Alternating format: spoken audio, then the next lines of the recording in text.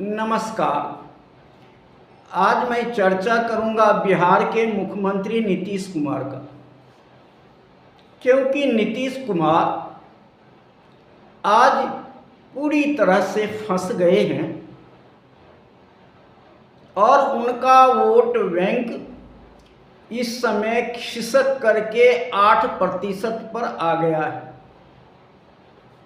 अब 8% vote bank से नीतीश कुमार पुनः मुख्यमंत्री बनेंगे या एनडीए गठबंधन की सरकार आएगी, ऐसा संभव नहीं दिखाई पड़ता है। और वोट बैंक 8% कहने का अर्थ है कि कुछ समय से जो केंद्र सरकार का जो प्रमाण रहा है, घोषणा रही है, उससे बिहार में नीतीश कुमार सदमे में आ गए हैं। जो वक्फ बोर्ड कानून केंद्र के साथ बनाया गया, केंद्र ने बनाया, उससे नीतीश कुमार को सबसे ज़्यादा नुकसान कर दिया है।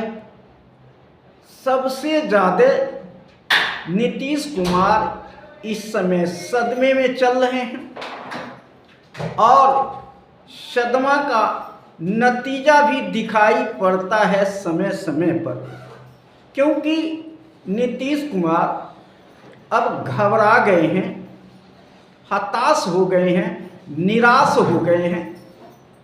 इसका कई प्रमाण मिलेगा आपको जो उनके वक्तव्य से जाहिर होता है।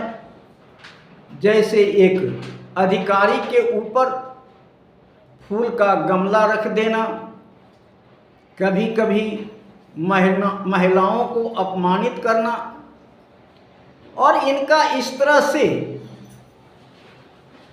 बहुत सारे सबूत मिल जाएगा जो घबराहट और हताहट का नतीजा दिख रही है।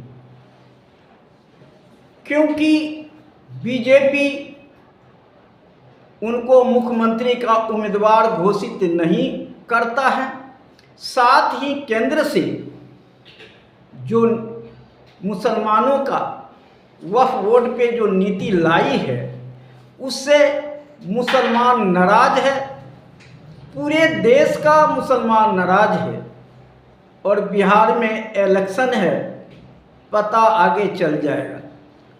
क्योंकि जो मुसलमानों की रैली पटना में हुई,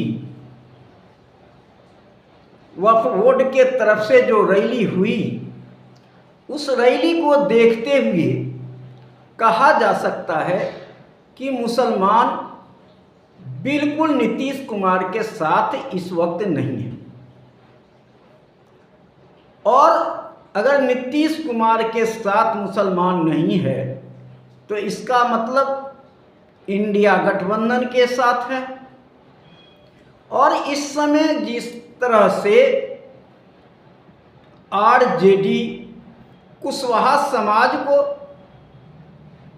प्रलोभन दे रही है, अपने में मिलाने का काम कर रही है और ज़्यादा से ज़्यादा सीट देने की घोषणा भी कर रही है, तो कुशवाहा समाज का लव कुश समीकरण भी टूटता हुआ दिखाई पड़ता है। क्योंकि उपेंद्र कुशवाहा नीतीश कुमार से अलग हो गए।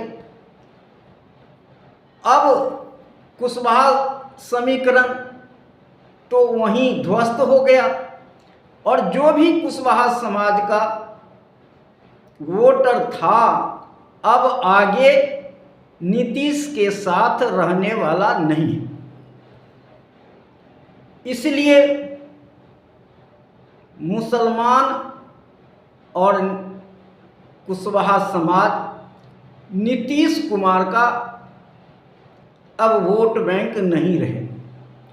जिसके कारण नीतीश कुमार अपने वोट पर, कुर्मी वोट पर निर्भर रहेंगे। हो सकता है थोड़ी बहुत महिलाओं की वोट इनको मिल जाए, उसी को लेकर के 8% वोट कहा जाता है महादलित का वोट को लेकर के, लेकिन शायद वह भी मिलने की उम्मीद कम ही दिखाई पड़ता है। नीतीश कुमार का अब महिलाओं से भी वोट मिलने की उम्मीद नहीं दिखाई पड़ता, क्योंकि महिलाओं जो पहले यह सोच रही थी नशाबंदी हो गया, शराबबंदी हो गया, उससे महिलाओं की राहत मिलेगी, लेकिन कुछ समय से जो बिहार में शराब का धंधा, काला धंधा चल रहा है, उससे महिला अब खुश नहीं है। इसलिए महिला का वोट भी अब नीतीश कुमार के साथ जाने वाला नहीं है। और इस समय चुनाव आयोग का जो वोटर लिस्ट संशोधन का कार्यक्रम हो रहा है, उससे भी नीतीश कुमार के ऊपर बहुत बड़ा फर्क पड़ने वाला है, क्योंकि यह नाराजगी, जनता की नाराजगी नीतीश कुमार को झेलना पड़ेगा। बीजेपी के साथ साथ नीतीश कुमार को झेलना पड़ेगा। और जो ये 20% जो बाहर चले गए हैं, बाहर रह रहे हैं, उनका वोटर लिस्ट से नाम हटेगा, तो उनके परिवार, आसपास के लोग क्या नीतीश कुमार को वोट करेंगे? नहीं करेंगे। वो भी नाराजगी व्यक्त करेगा। आपके पड़ोसी किसी को वोट कट जाएगा और वह पड़ोसी आपका नज़दीकी आदमी है और भारत की नागरिक है, और उसको अगर वोट कट जाता है तो बगल में आपको खुशी मिलेगी? नहीं मिलेगी। इसलिए नीतीश कुमार को आगे बहुत मुश्किल होने वाला है, क्योंकि सभी तरह से मुश्किल में नीतीश कुमार घिर चुके हैं।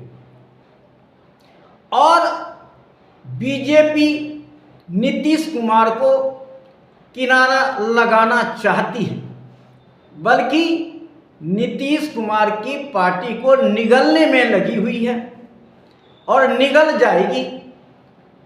और जहां तक पता लगता है कि निगल चुकी है बीजेपी, नीतीश कुमार को निगल चुकी है। आप छटपटा करके भी नीतीश कुमार कुछ नहीं कर पाएंगे, ऐसा दिखाई पड़ता है। पलटी मारना चाहते हैं, पुनः पलटी मारना चाहते हैं, लेकिन मुश्किल में फंस गए हैं। उनके पार्टी के लोग ही उनसे छिटक गया है, इसलिए वो पलटी भी मार नहीं सकते हैं। और अभी पलटी मारने से क्या नीतीश कुमार को फायदा होने वाला है? दोनों स्थिति में बुरी तरह से नीतीश कुमार फंस चुके हैं, क्योंकि पलटी मारने के बाद भी लगता है कि बीजेपी कहीं ना कहीं इनको पूरी तरह से निगल जाए, इनकी पार्टी को निगल जाए और बीजेपी आमने सामने लड़ेगी और नीतीश कुमार को एनडीए में भी भाव नहीं मिलेगा। तो नीतीश कुमार क्या करेंगे? अगर नीतीश कुमार पलटी मारते हैं और आरजेडी और इंडिया गठबंधन तैयार भी हो जाती है, तो आगे क्या होगा? तो आगे सीट की बंटवारा कैसे होगी इंडिया गठबंधन में? तो इस पर भी थोड़ा सोचना पड़ेगा कि 43 सीट नीतीश कुमार का, अगर 43 विधायक है, 87 विधायक आरजेडी का है, 19 विधायक कांग्रेस का है, फिर वाम दल का है, तो फिर सीट का बंटवारा लटक जाएगी। यहाँ तक कि 100 सीट पर आरजेडी को लड़ना पड़ेगा, 50 सीट 60 सीट पर जदयू को लड़ना पड़ेगा, 10-12 सीट पर वीआईपी को लड़ना पड़ेगा, 30-35 सीट पे जो है वाम दल को लड़ना पड़ेगा। तो इस तरह से जो छोटी छोटी दल है उसको भी कुछ एडजस्ट किया जा सकता है। तो यह इंडिया गठबंधन में आने के बाद नीतीश कुमार सेफ बच जाते हैं, बल्कि उनकी इज्जत बच जाती है और फिर नीतीश कुमार के द्वारा तेजस्वी मुख्यमंत्री बन सकते हैं। क्योंकि अब नीतीश कुमार को कुर्सी छोड़ना पड़ेगा, अपमान होने से बचना पड़ेगा। बीजेपी के गठबंधन में रहेंगे, मुख्यमंत्री नहीं बनेंगे तो अपमानित होंगे, लेकिन जो इंडिया गठबंधन में आकर के तेजस्वी मुख्यमंत्री बन जाए तो भी नीतीश कुमार अपमानित नहीं होंगे। कारण है कि जब बिहार में पलटी मारेंगे तो केंद्र में भी पलटी लगेगी और चंद्रबाबू नायडू भी पलटी मारेंगे, तो फिर केंद्र में भी इंडिया गठबंधन की सरकार बन जाएगी, बनने की उम्मीद दिखाई देता है। तो नीतीश कुमार वहाँ एडजस्ट हो सकते, लेकिन अब बीजेपी के साथ नीतीश कुमार बिल्कुल सेफ नहीं है और लगता है कि अब पलटी मारने के अलावा कोई दूसरा रास्ता भी दिखाई नहीं पड़ता है। कहीं कहीं सुनाई में आता भी है कि नीतीश कुमार पलटी मारने वाले हैं, लेकिन उनको कौन रोक रहा है यह समझ में नहीं आता है।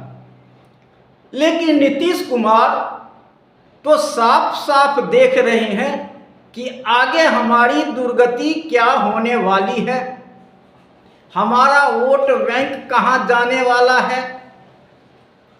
चाहे लाख बिहार में नीतीश कुमार काम करने की हवाला देंगे, लेकिन उससे नीतीश कुमार बच नहीं सकते, क्योंकि अब नीतीश कुमार की बचने की उम्मीद बिल्कुल नहीं दिखाई पड़ता है, क्योंकि हवा का रुख जो है पूरी तरह नीतीश के विरोध में हो गया है। और ऐसा दिखाई भी पड़ता है कि बीजेपी नीतीश कुमार को किनारा लगाना चाहती है और हो सकता है कि नीतीश कुमार को गठबंधन से भी बाहर कर सकती है और पार्टी को अपने में विलय कर सकती है, अपने साथ मिला सकती है।